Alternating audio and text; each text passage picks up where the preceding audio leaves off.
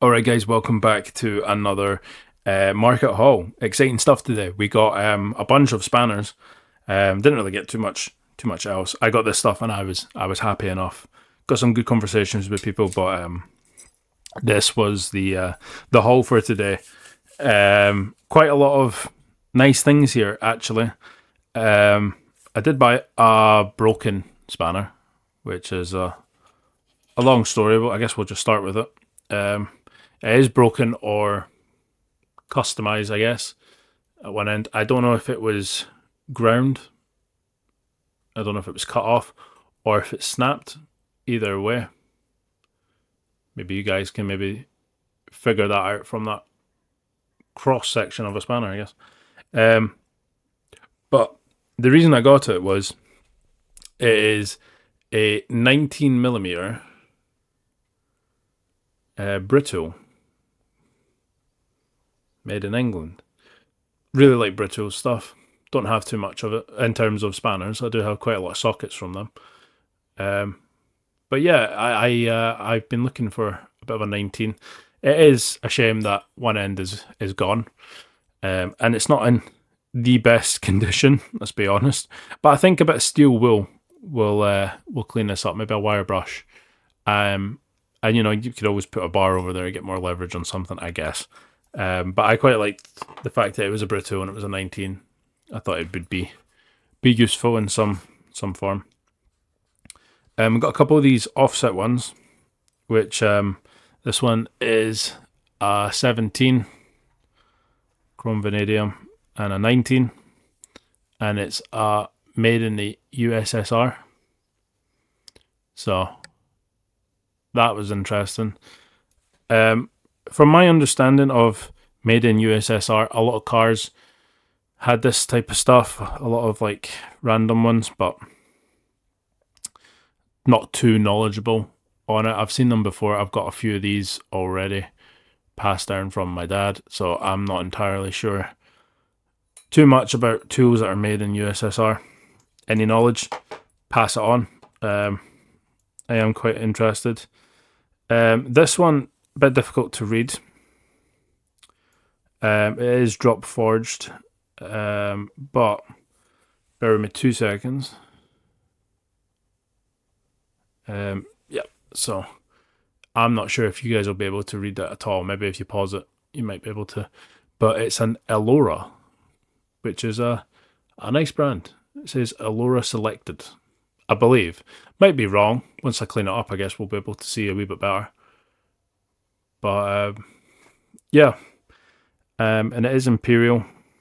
I can't quite make out the sizes. I know one is 9/16, I think. But I like these offset spanners. They're quite good for certain nuts and bolts that are in tricky spots. But yeah, that's them. I am interested about that USSR. And then we've just got a few miscellaneous ones. This one's just a 13 combination. No branding on it.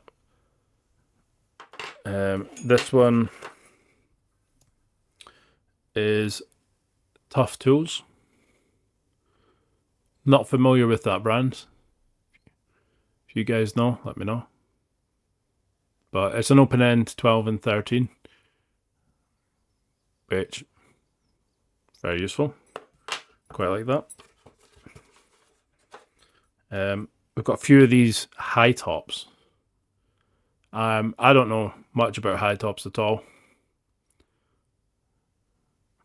But yeah, I bought that one, which the guy said, like, oh, it's not in the best of condition. I'll throw this one in as well. So that's good enough with me. I'm happy about that. It is in better condition, generally speaking.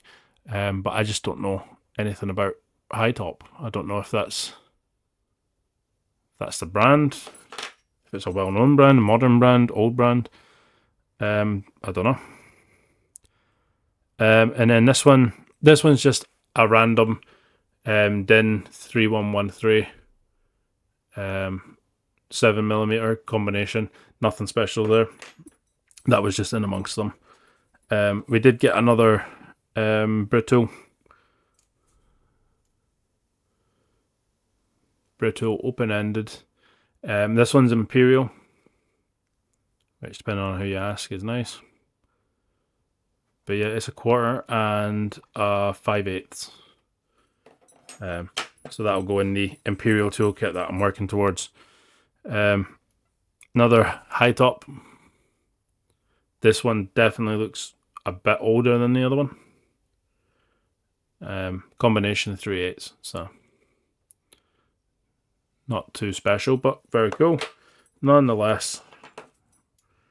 As per usual with me, did get a super slim, which is nice. Yeah, 3/8, 9/16. Probably the most common size I keep finding. What is this one? Bear with me. It is an Everest. You guys know about Everest? I don't have a Scooby-Doo. No idea. India. It was made in India. So we've got a clue. It's an 8mm combination. Smart. Got this one. This one caught my eye. I don't know how you pronounce that. I would imagine it's Padre. Might be completely wrong. But it's a 14 and a 15. And it was made in Germany, so... yeah. Is it Padre or Padre? No idea. I'm sure people will school me in the comments about how to pronounce that properly. Just know that I've tried my best. Draper, an old style Draper. Combination 12. Always use 12s in my line of work.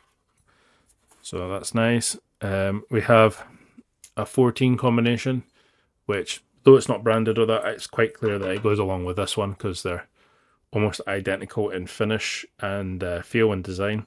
So we've got the 13 and we've got the 14, so that's nice. We've got a little set there, I guess, of 13, 14.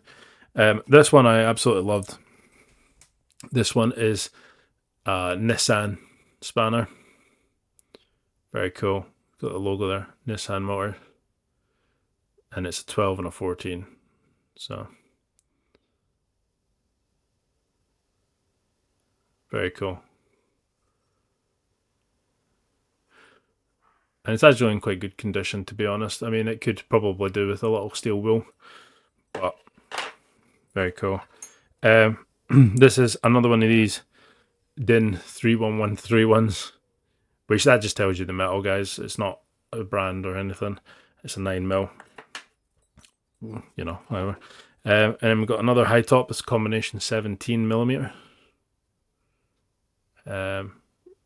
Yeah, let me know if high top is a good brand, shit brand, modern brand, vintage brand, all of the above. Then we have this old school Draper, which looks like the old like Craftsman. It's in 3/4. So this is a hefty spanner. This is quite a heavy one. And I really like it, to be honest. Yeah, I might look out for more of these Draper spanners, the old ones, because they do feel quite nice. But yeah, that's our little haul for today. I'm very happy with this. Is it my favourite haul? No, but it's definitely quite good. I'm happy with it. Shame about the brittle being broken or customized, but still 19mm is 19mm. It's useful. But yeah, if you guys have any knowledge on any of the brands here, especially this made in USSR one, I'm quite interested with that. Yeah, comment down below, let me know. I'm super interested. Any video suggestions I'll take on board as well. But yeah, hopefully I see you guys in the next video.